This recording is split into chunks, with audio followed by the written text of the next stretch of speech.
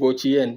Kadib dhulkii Shaqra ayay galeen, ayagoo ahaa 10 fardoolay ah oo lagu yaqaanay geesinimada oo ay ka mid ahaayeen Delseged, Tagle, Awraaci Nuur Daar Cali, Abjad Aboon, Garaad Daaweed oo isagu bartire ahaa, Jeenne Sadwad oo reer Sayma ahaa, Yuusuf iyo sayidkii Maxamed bin Cali oo aabihii ahaa Carab, ninkaas oo ahaa khasnadhayaha imaamka.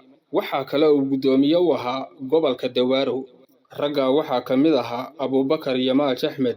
Dhulkii Shaqra ayayna galeen, ayagoo aan ogeyn inuu halkaasi col joogo. Deegaanka Shaqrana waxaa joogay Badriiq la odhan jiray, Badlaay Fiit Wadaad oo aanu horey u soo sheegnay. Asmaaj Degalhaan ayuuna horey u soo raacay Andokiya. Waa kii uu boqorku u yeedhay ee hadalkiisii lagu beddelay Asmaaj si uu uga taliyo Andokiya.